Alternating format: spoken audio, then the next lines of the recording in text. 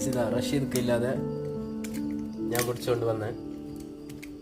റഷീദ് കാക്ക് ഒരു വിചാരം ഉണ്ടായിരുന്നു, റഷീദ് ഉണ്ടെങ്കിൽ മാത്രം മീൻ കിട്ടുള്ളൂ.